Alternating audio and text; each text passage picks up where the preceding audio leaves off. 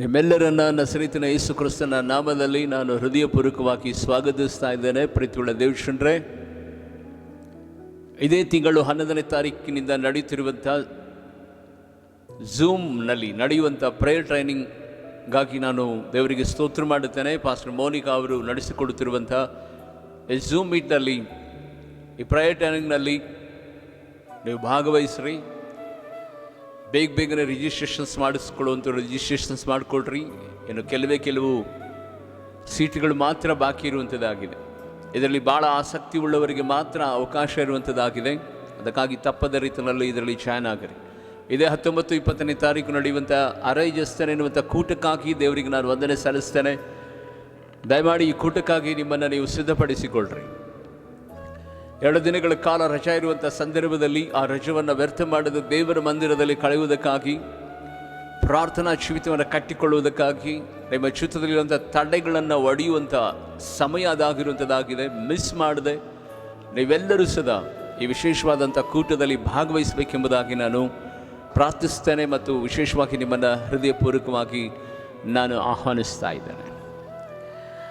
ಪ್ರೀತಿಯುಳ್ಳ ದೇವಜನರೇ, ನಿಮ್ಮ ಬದುಕಿನಲ್ಲಿ ಯಾವುದೇ ವಿಧವಾದಂಥ ಹಳೆಯ ಸಂಗತಿಗಳನ್ನು, ಯಾರೇ ನೋಯಿಸಿರುವಂಥ ಸಂಗತಿಗಳನ್ನು, ಒಂದು ವೇಳೆ ನಿಮಗೆ ದುಃಖಕರವಾದಂಥ ಒಂದು ಸ್ಥಿತಿನಲ್ಲಿ ನಿಮ್ಮನ್ನು ಬಿಟ್ಟು ಹೋಗಿರುವಂಥ ಸಂಗತಿಗಳನ್ನು, ಅಥವಾ ನಿಮ್ಮ ಕುಟುಂಬಗಳಲ್ಲಿ ಆಗಿರುವಂಥ ಅನಾಹುತಗಳನ್ನು ಕುರಿತು, ನಿಮ್ಮ ಕುಟುಂಬಗಳಲ್ಲಿ ಅನೇಕ ವಿಧವಾದ ತಡೆಗಳನ್ನು ಕುರಿತು, ಕಷ್ಟಗಳನ್ನು ಕುರಿತು ಒಂದು ವೇಳೆ ಚಿಂತೆ ಮಾಡ್ತಾ ಇರುವುದಾದರೆ, ಭಯದಿಂದ ಇರುವುದಾದರೆ, ದೇವರು ಇವತ್ತು ನಿಮ್ಮ ಸಂಗಡ ಮುಖಾಮುಖಿಯಾಗಿ ಮಾತನಾಡುವುದಕ್ಕೋಸ್ಕರವಾಗಿ ಆತನು ನಿಮ್ಮ ಮಧ್ಯದಲ್ಲಿ, ನಿಮ್ಮ ಕುಟುಂಬದ ಮಧ್ಯದಲ್ಲಿ ಆತನು ಪ್ರಸನ್ನನಾಗಿದ್ದಾನೆ. ಎಷ್ಟು ಜನ ನಂಬುತ್ತೀರೋ ನನಗೆ ಗೊತ್ತಿಲ್ಲ, ಆದರೆ ನಾನಾದರೂ ನಂಬುತ್ತೇನೆ. ಸಾಮಾನ್ಯವಾಗಿ ಯಾವುದೇ ವಿಧವಾದಂಥ ಕೂಟಗಳನ್ನು ಅಥವಾ ದೇವರ ವಾಕ್ಯದ ಪ್ರಕಟಣೆಗಳನ್ನು ನಾನು ಗಮನಿಸಿದಂಥ ರೀತಿಯಲ್ಲಿ ನಮಗೆ ಏನು ಅಗತ್ಯತೆ ಇರ್ತದೋ, ನಾವು ಯಾವುದಕ್ಕಾಗಿ ಸಿದ್ಧಪಡಿಸಿಕೊಳ್ಳಬೇಕೋ, ಯಾವುದಕ್ಕಾಗಿ ನಾವು ದೇವರ ಸನ್ನಿಧಾನದಲ್ಲಿ ಬೇಡುತ್ತೇವೋ ಅಂಥ ಒಂದು ಸಂಗತಿಗಳನ್ನೇ ದೇವರು ನಮಗೆ ಪ್ರಕಟಪಡಿಸ್ತಾನೆ. ಅದು ಯಾವಾಗ ಎಂಬುದಾಗಿ ನೆನೆಸುವಾಗ ನಾವು ಪ್ರಾರ್ಥನಾ ಪೂರ್ವಕವಾಗಿ, ದೇವರೇ ನನ್ನ ಜೊತೆಯಲ್ಲಿ ಮಾತನಾಡು ಎಂಬುದಾಗಿ ಪ್ರಾರ್ಥನಾ ಪೂರ್ವಕವಾಗಿ ನಾವು ಕೂಟಗಳಲ್ಲಿ ಭಾಗವಹಿಸುವಾಗ, ಆರಾಧನೆಗಳಲ್ಲಿ ಭಾಗವಹಿಸುವಾಗ ಆ ರೀತಿಯಾದಂಥ ಕಾರ್ಯಗಳನ್ನು ಆತನು ನಡೆಸುವಂಥವನಾಗಿದೆ. ನಮ್ಮ ಆಲೋಚನೆಗಳೇ ಬೇರೆ, ನಮ್ಮ ಚಿಂತನೆಗಳೇ ಬೇರೆ, ನಮ್ಮ ಕ್ರಿಯೆಗಳೇ ಬೇರೆ, ನಮ್ಮ ನಡವಳಿಕೆನೇ ಬೇರೆ. ನಮ್ಮ ಜೀವಿತದಲ್ಲಿ ಇಂಥದ್ದಾಗಬೇಕು, ಇದೇ ರೀತಿಯಾಗಿ ಬದುಕಬೇಕೆಂಬುದಾಗಿ ನಾವು ಯೋಚನೆ ಮಾಡುತ್ತೇವೆ. ಆದರೆ ದೇವರ ಆಲೋಚನೆ ನಮಗಿಂತಲೂ ಸದಾ ವ್ಯತ್ಯಸ್ತವಾಗಿರುವಂಥದ್ದಾಗಿದೆ. ದೇವರ ವಾಗ್ದಾನ ವಚನದಲ್ಲಿ ನಾವು ನೋಡುವಂತವರಾಗಿದ್ದೇವೆ. ರೋಮಾಪುರದವರ ಬರೆದ ಪತ್ರಿಕೆ 4ನೇ ಅಧ್ಯಾಯದ 17ನೇ ವಚನವನ್ನು ಗಮನಿಸುವಾಗ ಆ ವಾಕ್ಯ ಹೀಗೆ ಸ್ಪಷ್ಟಪಡಿಸ್ತದೆ. ರೋಮಾಪುರದವರ ಬರೆದ ಪತ್ರಿಕೆ 4ನೇ ಅಧ್ಯಾಯದ 17ನೇ ವಚನ,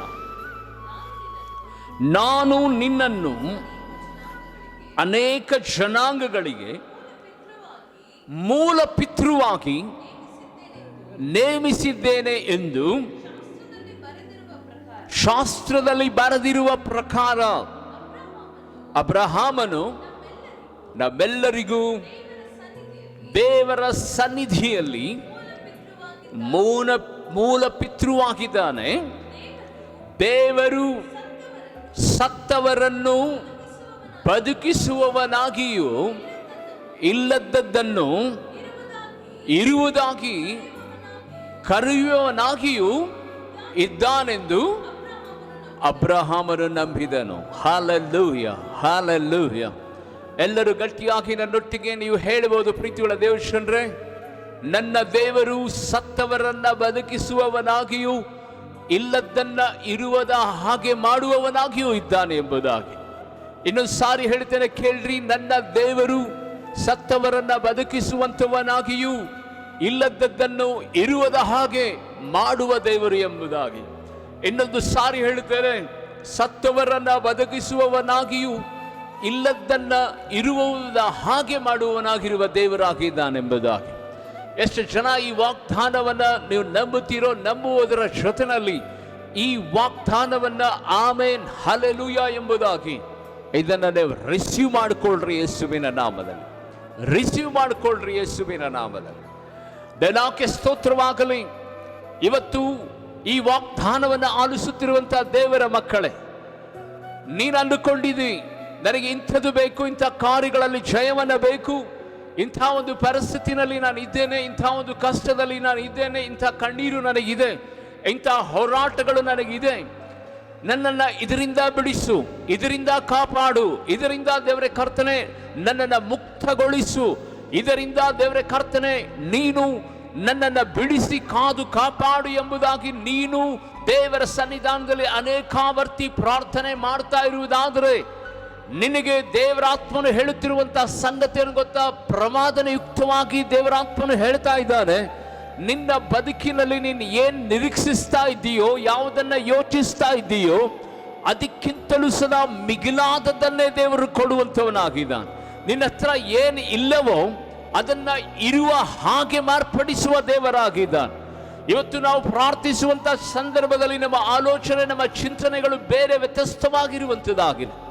ಯೇಸುವಿನ ನಾಮದಲ್ಲಿ ಪ್ರೀತಿಯುಳ್ಳ ದೇವಚಂದ್ರ, ನೀನು ಬೇಡಿದ್ದೇ ಒಂದು, ನೀನು ಕೇಳಿದ್ದೇ ಒಂದು, ನೀನು ಆಲೋಚಿಸಿದ್ದೇ ಒಂದು, ನಿನ್ನ ಬದುಕಿನಲ್ಲಿ ಅದು ಬೇಕಾಗಿತ್ತು ಎಂಬುದಾಗಿ ನೀನು ನೆನೆಸಿದ್ದೇ ಒಂದು.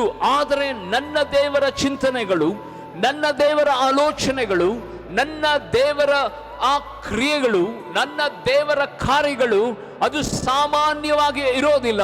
ನಿನ್ನ ಬಳಿನಲ್ಲಿಯೂ ನಿನ್ನ ಜೀವಮಾನದಲ್ಲಿಯೂ ಇತಿಹಾಸದ ನಿನ್ನ ಪುಟಗಳನ್ನು ತೆರೆದು ನೀನು ನೋಡುವಂತಹ ಸಂದರ್ಭದಲ್ಲಿ ಸದಾ ನಿನ್ನ ಪೂರ್ವಿಕರಲ್ಲಿ ಕಾಣದೇ ಇರುವಂಥ ಆ ಕ್ರಿಯೆಗಳು ದೇವಾದಿ ದೇವನು ನಿನ್ನ ಮಧ್ಯದಲ್ಲಿ ಆತನು ತಂದು ಅದನ್ನ ಕಾಣುವ ಹಾಗೆ ಮಾಡುವ ದೇವರಾಗಿದ್ದಾನೆ, ಕಾಣುವ ಹಾಗೆ ಮಾಡುವ ದೇವರಾಗಿದ್ದಾನೆ. ಓ ರಬನದಲರ ಶಧುರ ದಿಕ್ಕರಲ್ಲ ರಬ. ಎಲ್ಲರೂ ಗಟ್ಟಿಯಾಗಿ ಹೇಳೋಣ ಆಮೇನ್ ಎಂಬುದಾಗಿ, ಆಮೇನ್ ಎಂಬುದಾಗಿ. ಪ್ರೀತಿಯುಳ್ಳ ದೇವಚಂದ್ರೆ, ನಿನ್ನ ಬದುಕಿನಲ್ಲಿ ನೀನು ಕಾಣದೇ ಇರುವಂತಹ ಕ್ರಿಯೆಗಳನ್ನ, ಕಾಣದೇ ಇರುವಂತಹ ಅದ್ಭುತಗಳನ್ನ ಕಾಣುವ ಹಾಗೆ ಆತನು ಮಾಡುವಂತಹ ದೇವರಾಗಿದ್ದ. ಅದಕ್ಕೆ ಆತನಿಗೆ ಕರೀತಿರುವಂತಹ ಸಂಗತಿ, ಆತನು ಇಲ್ಲದನ್ನ ಇರುವುದ ಹಾಗೆ ಮಾಡುವಂತಹ ದೇವರಾಗಿದ್ದಾನೆ, ಇಲ್ಲದನ್ನ ಇರುವ ಹಾಗೆ ಮಾಡುವ ದೇವರು ಎಂಬುದಾಗಿ. ನನ್ನನ್ನು ಗಮನಿಸಿ ಪ್ರೀತಿಯುಳ್ಳ ದೇವಚಂದ್ರೆ, ದಾವೀದನಿಗೆ ತನ್ನ ತಂದೆಯಾಗಿರುವಂತಹ ಇಷಾಯನು ಇದನ್ನ ಹೇಳ್ತಾನೆ. ಏನು ಗೊತ್ತಾ?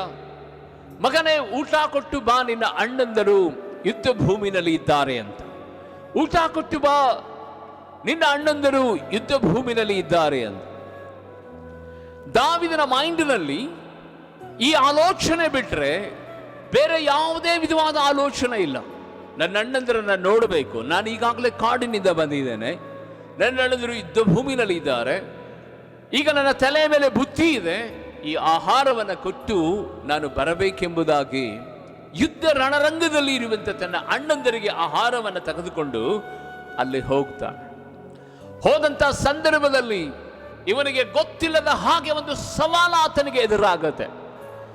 ಯಾರು ಈ ಗೋಲಿಯಾತನನ್ನ ಜಯಿಸುತ್ತಾರೋ ಅವರಿಗೆ ನನ್ನ ರಾಜ್ಯದಲ್ಲಿ ಪಾಲನ್ನು ಕೊಡುತ್ತೇನೆ, ನನ್ನ ಸ್ವಂತ ಮಗಳನ್ನೇ ಕೊಟ್ಟು ನಾನು ಮದುವೆ ಮಾಡಿಸುತ್ತೇನೆ ಎಂಬುದಾಗಿ ಆ ರಾಜ್ಯ ವಿಶೇಷವಾದಂಥ ಪ್ರಕಟಣೆಯನ್ನ ಹೊರಡಿಸಿರುವಂಥ ಸಂಗತಿ ಇವನ ಕಿವಿಗೆ ಬೀಳುತ್ತದೆ. ದೇವಕ್ಕೆ ಸ್ತೋತ್ರವಾಗಲಿ.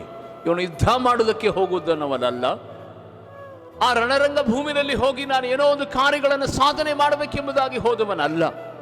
ಆದರೆ ಬೈಬಲ್ ಹೇಳಿದರೆ ದೇವಕ್ಕೆ ಸ್ತೋತ್ರವಾಗಲಿ, ದಾವೀದನ ಜೀವಿತದಲ್ಲಿ ದೇವರು ಎಂಥ ಸಂಕಲ್ಪವನ್ನ ಇಟ್ಟಿದನಂದ್ರೆ ಆ ಗೋಲಿಯಾತನನ್ನ ದಾವೀದನ ಮೂಲಕವಾಗಿ ಜಯಿಸಿ ಇಡೀ ಆ ಇಸ್ರಾಯೇಲ್ ವಂಶಕ್ಕೆ ದೇವರು ಅವನನ್ನು ಚಕ್ರವರ್ತಿಯನ್ನಾಗಿ ಮಾರ್ಪಡಿಸುವ ರೀತಿಯಲ್ಲಿ ದೇವರು ಅವನನ್ನು ಬಲಪಡಿಸುತ್ತಾರೆ.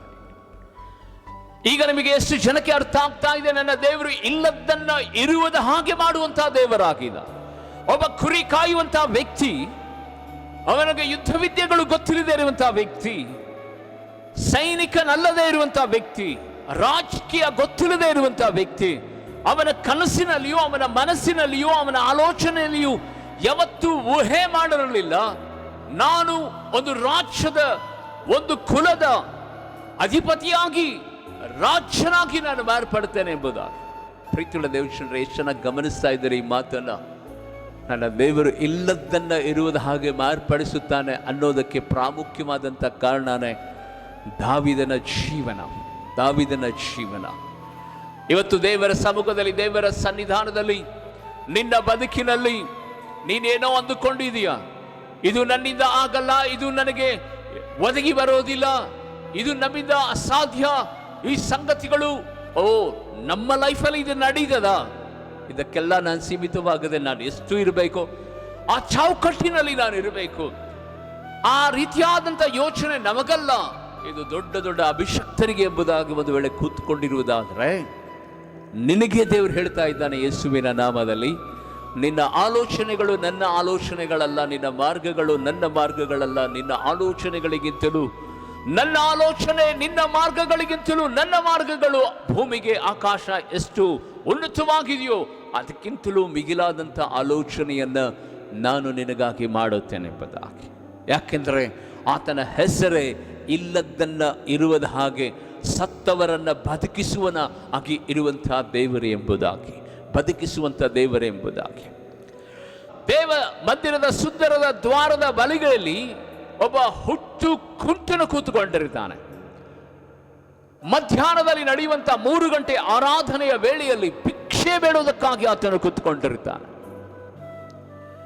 ಅಲ್ಲಿ ಚೀಫ್ ಗೆಸ್ಟ್ಗಳಾಗಿ ಪೇತ್ರು ಮತ್ತು ಯೋಹಾನರು ಎಂಟ್ರಿ ಆಗ್ತಾರೆ. ಎಲ್ಲರ ಬಳಿನಲ್ಲಿ ಅವನು ಭಿಕ್ಷೆ ಕೇಳ್ತಾ ಇರ್ತಾನೆ. ಹಾಗೇನೆ ಈ ಸೇವಕರು ಆ ದೇವ ಮಂದಿರದ ದ್ವಾರದ ಬಳಿನಲ್ಲಿ ಬರುವಾಗ ಅವನು ಸದಾ ಭಿಕ್ಷೆ ಬೇಡ್ತಾನೆ. ಯಾಕೆಂದ್ರೆ ಅವನಿಗೊಂದು ನಿರೀಕ್ಷೆ ಇರ್ತದೆ, ಇಲ್ಲಿ ಪ್ರತಿದಿನ ಬರುವಂತ ಆ ವ್ಯಕ್ತಿಗಳು ಒಂದು 5 ರೂಪಾಯಿನೋ 10 ರೂಪಾಯಿನೋ ನನಗೆ ಕಾಣಿಕೆ ಕೊಡ್ತಾ ಇರ್ತಾರೆ. ಇವರನ್ನು ನೋಡಿದರೆ ಬಹಳ ದುಡ್ಡಿರುವಂತಹ ವ್ಯಕ್ತಿಗಳ ರೀತಿಯಲ್ಲಿ ಇದ್ದಾರೆ, ಇವರು ಸ್ಪೆಷಲ್ ಆಗಿದ್ದಾರೆ, ಇವರು ಗೆಸ್ಟ್ಗಳ ಉಪಾಧಿಯಲ್ಲಿದ್ದಾರೆ.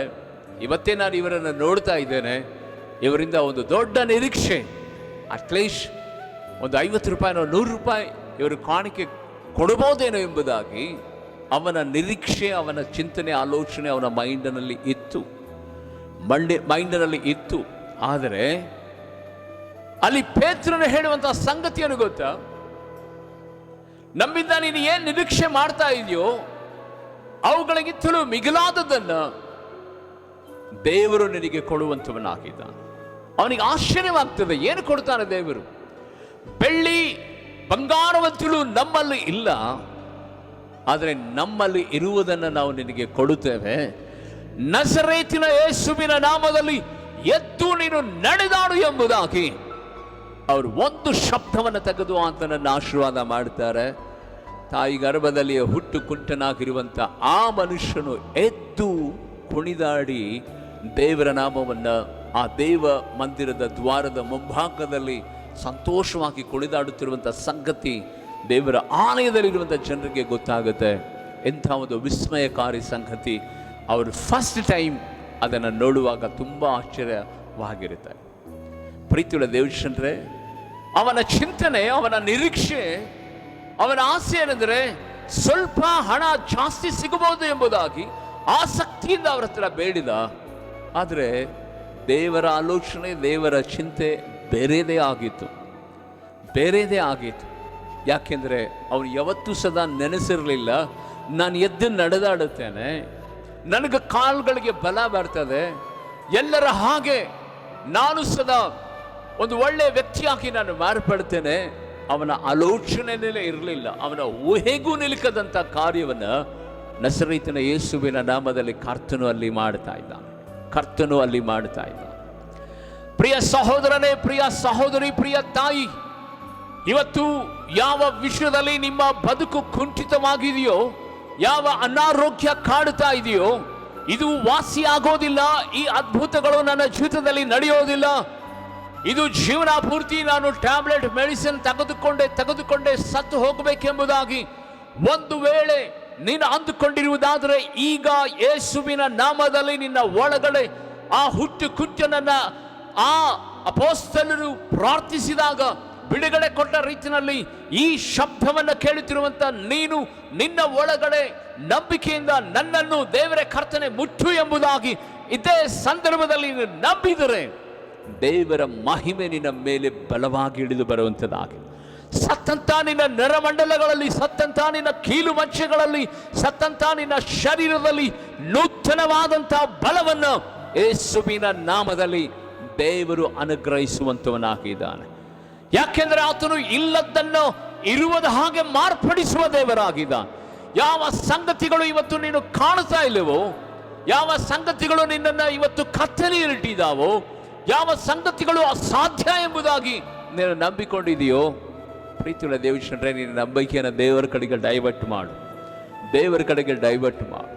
ಯೇಸುವಿನ ನಾಮದಲ್ಲಿ ಈ ಪ್ರಾರ್ಥನೆ ಮುಗಿದ್ರೊಳಗಾಗಿ, ಈ ಪ್ರಾರ್ಥನೆ ಮುಗಿದ್ರೊಳಗಾಗಿ ದೇವರು ನಿಮ್ಮನ್ನು ಮುಟ್ಟಿ ಗುಣಪಡಿಸಲಿಕ್ಕಿದ್ದಾನೆ. ನಂಬಿದರೆ ದೇವರ ಮಹಿಮೆನ ಕಾಣುವಿರಿ ಎಂಬುದಾಗಿ ಹೇಳಿದಂಥ ವಾಗ್ದತ್ತ ಆ ವಚನವನ್ನು ಯೇಸುವಿನ ನಾಮದಲ್ಲಿ ನಾನು ನಿಮ್ಮ ಮೇಲೆ ಘೋಷಿಸ್ತಾ ಇದ್ದೇನೆ, ನಿಮ್ಮ ಮೇಲೆ ನಾನು ಘೋಷಿಸ್ತಾ ಇದ್ದೇನೆ.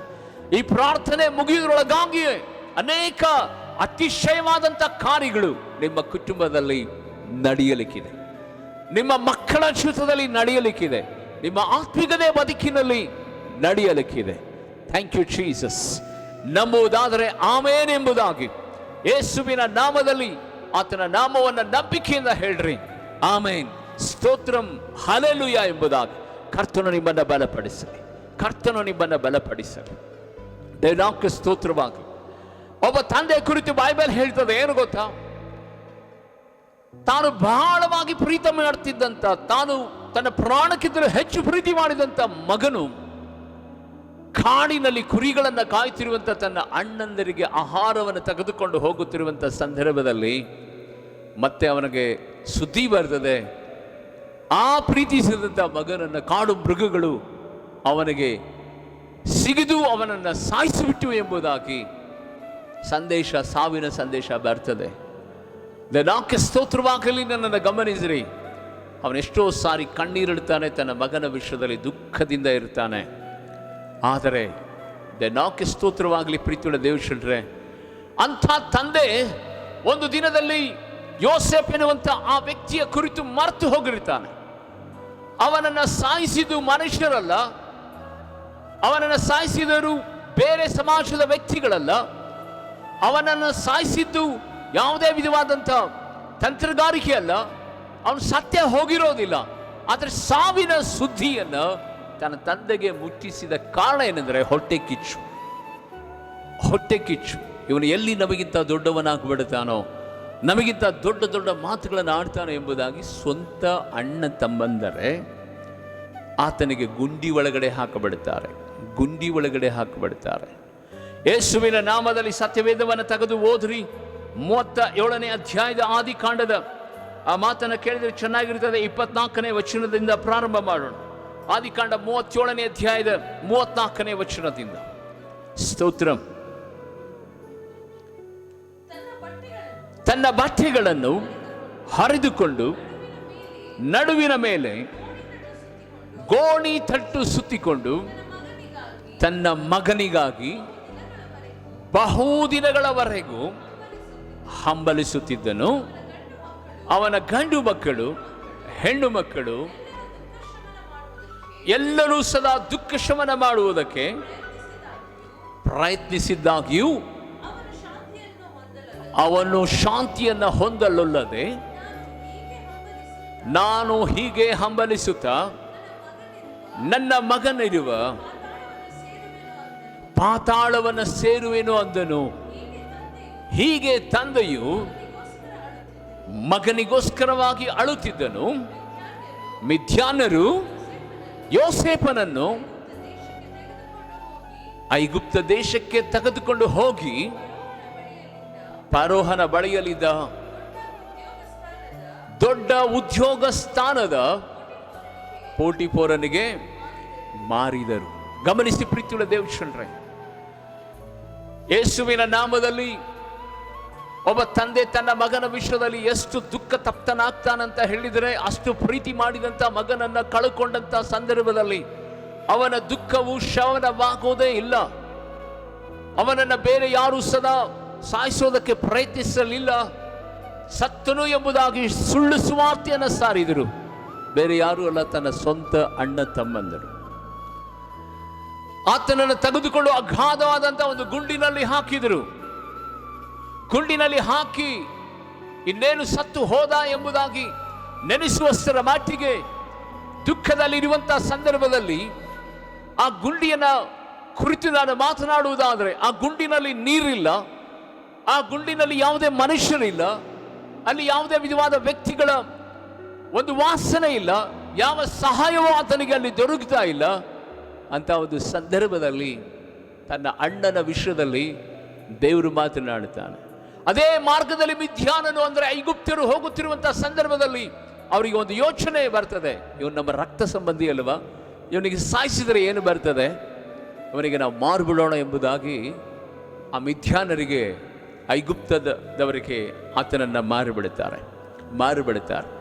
ಇಲ್ಲಿ ನೋಡಿ, ದೇವಕ್ಕೆ ಸ್ತೋತ್ರವಾಗಲಿ, ಅವರು ತನ್ನ ಸ್ವಂತ ತಮ್ಮನ್ನ ಸಾವು ಬಯಸಿದರು. ಆದರೆ ದೇವರು ಸಾಯಿಸುವುದಕ್ಕೆ ಬಂದಂಥ ಅವರ ಹೃದಯಗಳಲ್ಲಿ ಒಂದು ದೊಡ್ಡ ಕರುಣೆಯನ್ನು ಹುಟ್ಟಿಸಿ ಅವನನ್ನು ಮಾರುವ ಹಾಗೆ ಮನಸ್ಸು ಮಾಡಿದರು. ದೇವಾದಿ ದೇವನು ಆ ಕುಂಡಿಯೊಳಗಿಂದ ಆತನನ್ನು ತೆಗೆದು ಮಿಥ್ಯಾನರ ಪೋಟಿಫೋರನ ಮನೆಯಲ್ಲಿ ಒಂದು ದೊಡ್ಡ ಉದ್ಯೋಗವನ್ನು ದೇವರು ಅವನಿಗೆ ಕೊಡುವ ಹಾಗೆ ಮಾಡ್ತಾನೆ.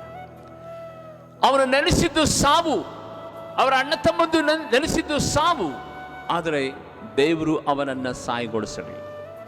ದೇವರು ಕರೆದಂಥ ಉದ್ದೇಶವನ್ನು ಯೋಸೇಫನ ಜೀವಿತದಲ್ಲಿ ನೆರವೇರಿಸುವುದಕ್ಕಾಗಿ ಮಾರ್ಗಗಳನ್ನು ತೆರೆದನು.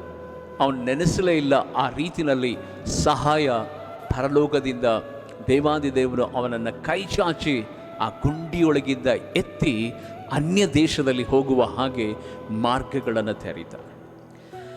ದೇವರ ಮಕ್ಕಳೇ, ದೇವರ ಸನ್ನಿಧಾನದಲ್ಲಿ ಇವತ್ತು ಯಾವ ಗುಂಡಿಯಲ್ಲಿ ನಿನ್ನನ್ನು ಜನ ಬೀಳಿಸಿದ್ದಾರೋ, ಯಾರ ಸಹಾಯವಿಲ್ಲದೆ ಆ ಗುಂಡಿನಲ್ಲಿ ಬಿದ್ದು ನೀನು ಒದ್ದಾಡ್ತಾ ಇದೆಯೋ, ಯಾವ ಪ್ರತಿಕೂಲಗಳು ನಿನ್ನನ್ನು ಮುಚ್ಚೋದಕ್ಕೆ, ನಿನ್ನನ್ನು ಸಾಯಿಸೋದಕ್ಕೆ, ನಿನ್ನನ್ನು ತಡೆ ಹಿಡಿಯೋದಕ್ಕೆ ಇವತ್ತು ತಂತ್ರಗಳನ್ನು ಮಾಡುತ್ತಾ ಇದ್ದಾವೋ, ಒಂದು ವೇಳೆ ನಿನ್ನ ಜೀವಿತದಲ್ಲಿ ನೀನೇ ಮಾಡಿರುವಂತಹ ಆ ತಪ್ಪುಗಳು, ನೀನೇ ಮಾಡಿರುವಂತಹ ಪಾಪಗಳು ಎನ್ನುವಂಥ ಅಗಾಧವಾದ ಗುಂಡಿಯ ಒಳಗಡೆ ನೀನು ಬಿದ್ದಿರುವುದಾದರೆ, ಆ ನಿನ್ನ ತಪ್ಪುಗಳು, ಆ ನಿನ್ನ ಪಾಪಗಳು ಯಾವುದೇ ಸ್ನೇಹಿತರಿಗೆ ಹೇಳದ ರೀತಿಯಲ್ಲಿ ಇರುವುದಾದರೆ, ಕಟ್ಟಿಕೊಳ್ಳದ ಹೆಂಡತಿಗೋ ಅಥವಾ ಮಕ್ಕಳ ಬಳಿನಲ್ಲಿ ನೀವು ಆ ತಪ್ಪುಗಳನ್ನು, ಪಾಪಗಳನ್ನು ಮಾತನಾಡದೆ ಆ ಪಾಪದ ಆಳವಾದ ಗುಂಡಿನಲ್ಲಿ ನೀನು ಬಿದ್ದಿರುವುದಾದರೆ, ಯೇಸುವಿನ ನಾಮದಲ್ಲಿ ದೇವರ ವಾಗ್ದಾನದ ಆ ಬೆಳಕಿನಲ್ಲಿ ನಾನು ಹೇಳುತ್ತೇನೆ, ನೀನು ಯಾವ ಪರಿಸ್ಥಿತಿನಲ್ಲಿ ಇವತ್ತು ನೀನು ಅಲೆದಾಡ್ತಾ ಇದೆಯೋ, ನಿನ್ನ ದೇವರು ಆ ಪರಿಸ್ಥಿತಿಯಿಂದ ಬದಲಾದ ಪರಿಸ್ಥಿತಿಗೆ ನಿನ್ನನ್ನು ಮಾರ್ಪಡಿಸುವುದಕ್ಕೆ ಶಕ್ತನಾಗಿದ್ದಾನೆ. ಇರುವಂತಹ ಈ ಪರಿಸ್ಥಿತಿನಲ್ಲಿ ನನಗೆ ಯಾರು ಕೈ ಚಾಚ್ತಾರೆ, ನನ್ನನ್ನು ಯಾರು ಮೇಲೆತ್ತುತ್ತಾರೆ, ಯಾರು ನನ್ನನ್ನು ನೋಡಿಕೊಳ್ತಾರೆ, ಯಾರು ನನ್ನನ್ನು ಬಲಪಡಿಸುತ್ತಾರೆ, ಯಾರು ನನ್ನ ರಕ್ಷಿಸ್ತಾರೆ, ಯಾರು ಇದರಿಂದ ಬಿಡುಗಡೆ ಮಾಡುತ್ತಾರೆ ಎಂಬುದಾಗಿ ನೀನು ಎದುರು ನೋಡ್ತಾ ಇರುವುದಾದರೆ, ನಿನ್ನ ಬಿಡುಗಡೆ ಸಾಮಾನ್ಯವಾಗಿರುವುದಿಲ್ಲ, ನಿನ್ನ ಸ್ವಸ್ಥತೆ ಸಾಮಾನ್ಯವಾಗಿರೋದಿಲ್ಲ, ನಿನಗೆ ಕಟ್ಟಲ್ಪಟ್ಟಂತ ಬಂಧನಗಳು ಸಾಮಾನ್ಯವಾಗಿರೋದಿಲ್ಲ. ಯೇಸುವಿನ ನಾಮದಲ್ಲಿ ನೀನು ಊಹಿಸುವುದಕ್ಕಿಂತಲೂ ನಿರೀಕ್ಷಿಸುವುದಕ್ಕಿಂತಲೂ ಉನ್ನತವಾದ ಕಾರ್ಯಗಳನ್ನು ಮಾಡುವುದಕ್ಕೆ ನನ್ನ ಕರ್ತನು ಶಕ್ತನಾಗಿದ್ದಾನೆ. ನಂಬುವಂಥವರು ಗಟ್ಟಿಯಾಗಿ ಹೇಳ್ರಿ ಆಮೇನ್ ಎಂಬುದಾಗಿ. ಆಮೇನ್, ಆಮೇನ್. ಯಾಕೆ ಗೊತ್ತಾ? ದೇವರ ವಾಕ್ಯ ನಮ್ಮ ಜೀವಿತದಲ್ಲಿ ಬರ್ತಾ ಇದೆ ಅಂದರೆ, ಎಂದು ಕೇಳದೇ ಇರುವಂತಹ ಪ್ರವಾದನೆಗಳು, ಆ ಶಬ್ದ ಬಿಡುಗಡೆಯ ಆ ವಾಗ್ದಾನಗಳು ನಮ್ಮ ಜೀವಿತದಲ್ಲಿ ಬರ್ತಾ ಇದೆ ಅಂದರೆ, ನೀನು ತಕ್ಷಣವೇ ಎಚ್ಚರವಾಗಬೇಕು, ತಕ್ಷಣವೇ ನೀನು ನಂಬಬೇಕು, ತಕ್ಷಣವೇ ಆಮೇನ್ ಎಂಬುದಾಗಿ ಘೋಷಿಸಬೇಕು. ಇಲ್ಲ, ನನ್ನ ಜೀವಿತದಲ್ಲಿ ನಾನು ಬಿದ್ದಿರುವಂಥ ಗುಂಡಿಯಿಂದ ನನ್ನ ದೇವರು ನನ್ನನ್ನು ಮೇಲೆ ಕೆತ್ತುತ್ತಾನೆ. ಆ ಸಾವಿರ ಅಂಚಿನಲ್ಲಿರುವಂಥ ಆ ಗುಂಡಿಯಿಂದ ನನ್ನನ್ನು ದೇವರು ಮೇಲೆ ಕೆತ್ತುತ್ತಾನೆ. ಶತ್ರುಗಳ ಬಲದಿಂದ ಮುಚ್ಚಲ್ಪಟ್ಟಂತ ಆ ಬಾಗಿಲುಗಳನ್ನು ದೇವರು ನನಗಾಗಿ ತೆರೀತಾನೆ. ಪ್ರೀತಿಯ ದೇವಚಂದ್ರೆ, ಪ್ರವಾದನಯುಕ್ತವಾಗಿ ನಾನು ಹೇಳ್ತಾ ಇದ್ದೇನೆ, ನೀನು ಇವತ್ತು ಯಾವುದೇ ಬಂಧನದಲ್ಲಿ ಇರುವುದಾದರೆ, ಈ ಶಬ್ದವನ್ನ ವಿಶ್ವದ ಯಾವುದೇ ಮೂಲೆಯಿಂದ ಕೇಳ್ತಿರುವುದಾದರೆ, ನಿನ್ನ ದೇವರು ನಿನ್ನ ವಿಷಯದಲ್ಲಿ ಆತನ ಹಸ್ತವನ್ನ ಈಗಲೇ ಸಪೋರ್ಟಿಗೆ ತರ್ತಾ ಇದ್ದ. ಇದು ಎಂಥ ಪರಿಸ್ಥಿತಿನಲ್ಲೇ ಇರಬಹುದು, ಎಂಥ ವಿಧವಾದಂಥ ಕಷ್ಟ ಕ್ಲಿಷ್ಟವಾದಂಥ ಪರಿಸ್ಥಿತಿನಲ್ಲಿರ್ಬೋದು, ನಿನ್ನ ದೇವರು ಮಾತ್ರ ನಿನ್ನ ಪರವಾಗಿ ಇದ್ದಾನೆ, ನಿನ್ನ ಪರವಾಗಿದ್ದಾನೆ. ನೀನು ಅಂದ್ಕೊಂಡಿರ್ಬೋದು ಇದು ಆಗೋದಿಲ್ಲ ಎಂಬುದಾಗಿ, ಆದರೆ ದೇವರ ಆಲೋಚನೆನೇ ಬೇರೆ, ನಮ್ಮ ಚಿಂತನೆಗಳೇ ಬೇರೆ. ನೀನೊಂದು ನೆನೆಸ್ತೀಯ, ನೀನೊಂದು ಬಯಸ್ತೀಯ, ಆದರೆ ಒಂದು ದಿನ ಬರ್ತದೆ, ನಂಬಿದರೆ ಇವತ್ತೇ ಆ ದಿನವನ್ನು ನೀನು ಅನುಭವಿಸಬಹುದು. ಅದು ಹೇಗಿರ್ತದೆ ಗೊತ್ತಾ? ನಾನು ಇದು ಬರುತ್ತೇನೆ ನನ್ನ ಲೈಫಲ್ಲಿ, ನಾನು ಹೀಗೆ ಹ್ಯಾಪಿಯಾಗಿರ್ತೇನೆ ನನ್ನ ಲೈಫಲ್ಲಿ, ನಾನು ಇಂಥ ವಿಧವಾದ ಕಾರ್ಯಗಳನ್ನು ನಡೆಸ್ತೇನೆ, ಇಂಥ ಮನೆ ಕಟ್ಟಿಕೊಳ್ತೇನೆ, ಇಂಥ ಕಾರಲ್ಲಿ ಓಡಾಡ್ತೇನೆ, ಇಂಥ ವಿಧವಾದಂಥ ಆರೋಗ್ಯಯುಕ್ತನಾದಂಥ ಮನುಷ್ಯನಾಗಿ ನಾನು ಬದುಕ್ತೇನೆ. ನೀನು ಯಾವತ್ತೂ ಸದಾ ಯೋಚನೆ ಮಾಡಿದರೆ ನಿನ್ನ ತಲೆ ಗಿರ್ರನ್ನಬೇಕು. ಊಹಿಸುವುದಕ್ಕಿಂತಲೂ ಮಿಗಿಲಾದ ಕಾರ್ಯಗಳು ನಿನ್ನ ಜೀವಿತದಲ್ಲಿ ನಡೀಲಿಕ್ಕಾಗುವಾಗೆ ದೇವರು ಮಾಡುವುದಕ್ಕೆ ಶಕ್ತನಾಗಿಲ್ಲ. ಅದಕ್ಕೆ ಭಕ್ತರು ಹೀಗೆ ಹೇಳುತ್ತಾನೆ, ನೀನು ನನಗಾಗಿಟ್ಟಿರುವಂತಹ ಮೇಲುಗಳು ನನ್ನ ಕಣ್ಣು ಕಾಣಲಿಲ್ಲ, ನನ್ನ ಕಿವಿ ಕೇಳಲಿಲ್ಲ, ಉನ್ನತವಾದದನ್ನು ಇಟ್ಟಿದ್ದೀ ಎಂಬುದಾಗಿ. ತನ್ನ ಮಗನ ವಿಷಯದಲ್ಲಿ ಯಾಕೋಬನು ಕೊನೆ ತನಕ ದುಃಖ ತೃಪ್ತನಾದನು. ಆದರೆ ಸತ್ತು ಹೋಗಿದ್ದಾನೆನ್ನುವಂಥ ಆ ಮಗನ ಸುದ್ದಿಯನ್ನು ಒಂದು ದಿನ ಕೇಳುವಾಗ ಆ ದುಃಖ ಹೇಗೆ ಶಮನವಾಗಿರ್ಬೋದು. ಎಲ್ಲರ ಬಾಯಿನಲ್ಲಿ ಸತ್ತು ಹೋಗಿದ್ದಾನೆ ಎಂಬುದಾಗಿ ಶಬ್ದ. ಆದರೆ ಎಷ್ಟೋ ದಿನಗಳ ನಂತರ, ಸರಿಸುಮಾರು 17 ವರ್ಷಗಳ ನಂತರ ಯೋಸೇಫನು ಬದುಕಿದ್ದಾನೆ. ಅವನ ಬದುಕು ಸಾಮಾನ್ಯವಾಗಿಲ್ಲ. ಅವನ ಬದುಕು ಹೇಗಿದೆ ಗೊತ್ತಾ? ಒಂದು ದೇಶಕ್ಕೆ ಪ್ರಧಾನಮಂತ್ರಿ ಆಗಿದ್ದಾನೆ. ಯಾವ ತಂದೆ ಎಷ್ಟು 17 ವರ್ಷಗಳ ಕಾಲ ಕಣ್ಣೀರಿಟ್ನೋ ಆ ತಂದೆಗೆ ಎಷ್ಟು ಸಂತೋಷವಾಗಿರ್ಬೋದು, ಎಷ್ಟು ಸಂತೋಷವಾಗಿರ್ಬೋದು. ಪ್ರೀತಿಯುಳ್ಳ ದೇವಶಂಟ್ರೆ, ಇವತ್ತು ನಿಮ್ಮ ಬದುಕಿನಲ್ಲಿ ನಾನು ಒಂದು ಮಾತನ್ನು ಹೇಳುತ್ತೇನೆ. ನಿನ್ನ ಮಕ್ಕಳ ವಿಷಯದಲ್ಲಿ ನೀನು ಕಣ್ಣೀರಿಡ್ತಾ ಇರ್ಬೋದು. ನಿನ್ನ ಮಗನು ಉದ್ಧಾರವಾಗೋದಿಲ್ಲ, ನಿನ್ನ ಮಕ್ಕಳ ಜೀವನ ಬದಲಾಗೋದಿಲ್ಲ. ಅಯ್ಯೋ, ಅವರು ಹಾಗಿದ್ದಾನೆ, ಇವರು ಹೀಗಿದ್ದಾನೆ ಎಂಬುದಾಗಿ ಕಳವಳ ಪಡಬೇಡ್ರಿ. ಆದರೆ ದೇವರ ಸನ್ನಿಧಾನದಲ್ಲಿ ಕಣ್ಣೀರಿಟ್ಟು ಪ್ರಾರ್ಥನೆ ಮಾಡಿ, ದೇವರೇ, ಎಲ್ಲ ಪರಿಸ್ಥಿತಿಗಳನ್ನು, ಎಲ್ಲ ತಡೆಗಳನ್ನು ಬದಲಾಯಿಸುವುದಕ್ಕೆ ನೀನು ಶಕ್ತನಾಗಿರುವಂಥ ದೇವರಾಗಿದೆಯಪ್ಪ. ಈಗೋ ಕರ್ತನೆ, ಒಂದು ವೇಳೆ ನನ್ನ ಕುಟುಂಬ, ನನ್ನ ಮಕ್ಕಳು ಅಗಾಧವಾದ ಗುಂಡಿನಲ್ಲಿ ಬಿದ್ದಿರಬಹುದು. ಆದರೆ ಕರ್ತನೆ, ಆ ಪರಿಸ್ಥಿತಿಯಿಂದ ಮೇಲಕ್ಕೆತ್ತಿ ಸಿಂಹಾಸನದ ಮೇಲೆ ಕೂತುಕೊಳ್ಳುವ ಹಾಗೆ ಕೃಪೆ ತೋರುವ ದೇವರು ನೀನಾಗಿದೆ ಎಂಬುದಾಗಿ ಇವತ್ತಿನಿಂದ ನಿನ್ನ ಪ್ರಾರ್ಥನೆ ದೇವರ ಕಡೆಗೆ ಈ ರೀತಿಯಾಗಿ ಮಾಡುವುದಾದರೆ ಅತಿ ಶೀಘ್ರದಲ್ಲಿ ನಿನ್ನನ್ನು, ನಿನ್ನ ಕುಟುಂಬವನ್ನು ಬಿದ್ದಿರುವಂಥ ಆ ಆಳವಾದ ಗುಂಡಿಯಿಂದ ಮೇಲಕ್ಕೆತ್ತಿ ಸಿಂಹಾಸನದ ಮೇಲೆ ಕೊಳ್ಳರಿಸುತ್ತಾ, ನೀನು ಅಂದ್ಕೊಂಡಿದ್ದೀನಿ ನಾನು ಸರಿಯಾಗಲ್ಲ ಅಂತ, ನಿನ್ನನ್ನು 1000 ಪಟ್ಟು ಉನ್ನತ ಸ್ಥಿತಿಗೆ ತರ್ತಾನೆ. ನೀನು ಅಂದ್ಕೊಂಡಿರ್ತಿ ನಾನು ಕುರಿ ಕಾಯ್ದುಕೊಂಡೆ, ನನ್ನ ಬದುಕಿನಲ್ಲಿ ನಾನು ಈ ಕಷ್ಟಪಟ್ಟೆ ಇರಬೇಕೆಂಬುದಾಗಿ ಅನೇಕ ಜನರಿಗೆ ಕೆಲಸ ಕೊಡುವ ಹಾಗೆ ದೇವರು ನಿನ್ನನ್ನು, ನಿನ್ನ ಕುಟುಂಬವನ್ನು ಬಲಪಡಿಸುವಂಥವನಾಗಿ. ನಂಬುವಂಥವರು ಕಣ್ಣುಗಳನ್ನು ಮುಚ್ಚಿ ಕರ್ತನ ಸನ್ನಿಧಾನದಲ್ಲಿ ನಾವು ಪ್ರಾರ್ಥನೆ ಮಾಡಿಕೊಳ್ಳೋಣ. ಹಲ್ಲೆಲೂಯಾ. ರಬನದಲರ ಶಂಧುರ ದಿಕ್ಕರಲರ ಮಾಂದಿರ ಕಫತ್ತುರಲರ ರಬ. ತಂದೆಯಾದ ದೇವರೇ, ನಸರೀತಿನ ಯೇಸುವಿನ ನಾಮದಲ್ಲಿ ಕರ್ತನೆ, ರೋಮ 4:17 ವಾಗ್ದಾನದ ಅನುಸಾರವಾಗಿ ಸತ್ತವರನ್ನು ಬದುಕಿಸುವವನಾಗಿಯೂ ಇಲ್ಲದವರನ್ನು ದೇವರ ಕರ್ತನೆ ಇಲ್ಲದೇ ಇರುವುದನ್ನು ಇರುವುದ ಹಾಗೆ ಮಾರ್ಪಡಿಸುತ್ತೇನೆ ಎಂಬುದಾಗಿ ವಾಗ್ದಾನ ಮಾಡಿದ ನನ್ನ ತಂದೆಯಾದ ದೇವರೇ, ಈ ಸಂದೇಶವನ್ನು ಕೇಳುತ್ತಿರುವಂಥ ಕರ್ತನೆ, ಒಂದೊಂದು ಹೃದಯಗಳಲ್ಲಿ ನಿನ್ನ ಕರ್ತನೆ ವಾಕ್ಯವು ಕರ್ತನೆ ನಾಟಲ್ಪಡಲಿ, ನಿನ್ನ ವಾಗ್ದಾನವು ನಾಟಲ್ಪಡಲಿ. ಯೇಸುವಿನ ನಾಮದಲ್ಲಿ ಕರ್ತನೆ, ಸ್ವಾಮಿ ದಾವಿದನನ್ನು, ಯೋಸೇಫನನ್ನು, ಹುಟ್ಟು ದೇವರ ಕರ್ತನೆ ಕುಂಟನನ್ನು ದೇವರ ಕರ್ತನೆ ಅವರು ನಿರೀಕ್ಷಿಸುವುದಕ್ಕಿಂತಲೂ ಉನ್ನತವಾಗಿ ಮಾರ್ಪಡಿಸಿದ ದೇವರು, ದೇವರ ಇಲ್ಲದನ್ನು ಇರುವುದು ಹಾಗೆ ಕರೆದಂಥ ದೇವರು.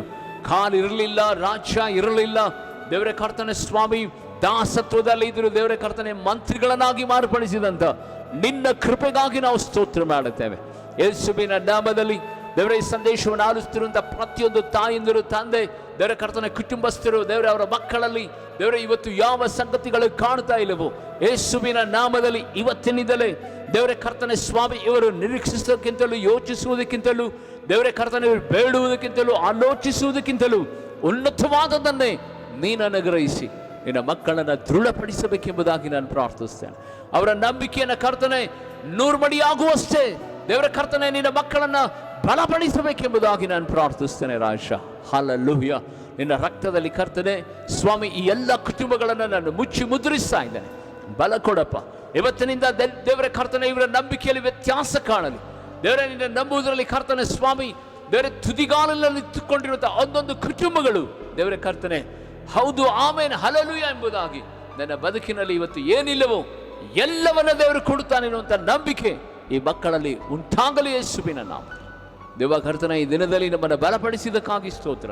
ಈ ದಿನದ ಎಲ್ಲ ಕಾರ್ಯಗಳಲ್ಲಿ ನಿನ್ನ ಸಮ್ಮುಖ ನಿನ್ನ ಮಕ್ಕಳೊಟ್ಟಿಗಿರಲಿ, ಪ್ರಯಾಣದಲ್ಲಿ ಜೊತೆಗಾರನಾಗಿ ಇವರ ಮಕ್ಕಳನ್ನು ಇವರ ಕುಟುಂಬವನ್ನು ನೀನು ಆಶೀರ್ವಾದ ಮಾಡು. ಇವತ್ತು ಪ್ರತ್ಯೇಕವಾಗಿ ದೇವರ ಸನ್ನಿಧಾನದಲ್ಲಿ ದೇವರ ಕಾಣಿಕೆಯನ್ನು ಕೊಟ್ಟಂತ ಕಾವ್ಯಶ್ರೀ ಬೆಂಗಳೂರು ದೇವರ ಕರ್ತನೆ ಪ್ರತ್ಯೇಕವಾಗಿ ನಿನ್ನ ಸನ್ನಿಧಾನದಲ್ಲಿ ಭಾಗ್ಯ ಬೆಳಗಾಂ ಮತ್ತು ಮೋಹನ್ ಮಾಣಿಕಯ್ಯ ಬೀದಿರವರಿಗಾಗಿ ನಾವು ಸ್ತೋತ್ರ ಮಾಡುತ್ತೇವೆ. ಆ ಕುಟುಂಬಗಳನ್ನು ಸದಾ ವಿಸ್ತಾರವಾಗಿ ನೀನು ಆಶೀರ್ವಾದ ಮಾಡು. ಅವರ ಪ್ರಯಾಸಗಳನ್ನು ಆಶೀರ್ವಾದ ಮಾಡು. ಅವರ ಮಕ್ಕಳನ್ನು ಆಶೀರ್ವಾದ ಮಾಡು. ದೇವಾದಿ ದೇವರ ಕರ್ತನ ಸನ್ನಿಧಾನದಲ್ಲಿ ಈ ಸೇವೆಗಾಗಿ ಪ್ರಾರ್ಥಿಸುತ್ತಿರುವಂಥ ದೇವರ ಕರ್ತನೆ ಮಕ್ಕಳನ್ನು ಸದಾ ನೀನು ಬಲಪಡಿಸಿ ನಡೆಸು. ಎಲ್ಲ ಮಹಿಮೆ ಮಹತ್ವ ನಿಮಗೆ ಸಲ್ಲಿಸ್ತೇವೆ. ಯೇಸುವಿನ ನಾಮದಲ್ಲಿ ಬಿಡಿ ಪ್ರಾರ್ಥಿಸ್ತೇನೆ ನನ್ನ ಪರಲೋಕದ ತಂದೆಯಾದ ದೇವರೇ, ಆಮೆನ್, ಆಮೆನ್. ಕರ್ತನ ಕೃಪೆಯು ಕರ್ತನ ದಯೆಯು ನಿಮ್ಮನ್ನು ಯಾವಾಗಲೂ ನಡೆಸಲಿ. ಪ್ರೀತಿಯುಳ್ಳ ದೇವಜನರೇ, ಪ್ರತ್ಯೇಕವಾಗಿ ಈ ಸಂದೇಶವನ್ನು ಅನೇಕ ಜನರಿಗೆ ಶೇರ್ ಮಾಡಿರಿ. ಇದುವರೆಗೆ ಯಾರಾದರೂ ಇದನ್ನು ಸಬ್ಸ್ಕ್ರೈಬ್ ಮಾಡಿಕೊಳ್ಳದೆ ಇರುವುದಾದರೆ ಸಬ್ಸ್ಕ್ರೈಬ್ ಮಾಡಿಕೊಳ್ಳ್ರಿ. ಅಷ್ಟಕ್ಕೆ ನೀವು ನೆತ್ತುಕೊಳ್ಳದೆ 9741791564 ಇದು ಪ್ರಾರ್ಥನಾ ಕರೆಯ ನಂಬರ್ ಆಗಿರುವಂಥದ್ದಾಗಿದೆ. ನಿಮ್ಮ ಎಂಥ ಸಮಸ್ಯೆಗಳಿರುವುದಾದರೂ ಈ ನಂಬರಿಗೆ ನೀವು ಕಾಲ್ ಮಾಡುವುದಾದರೆ ಖಂಡಿತವಾಗಿ ತಪ್ಪದ ರೀತಿಯಲ್ಲಿ ಕರ್ತನ ಸನ್ನಿಧಾನದಲ್ಲಿ ನಾವು ಪ್ರಾರ್ಥಿಸ್ತೇವೆ.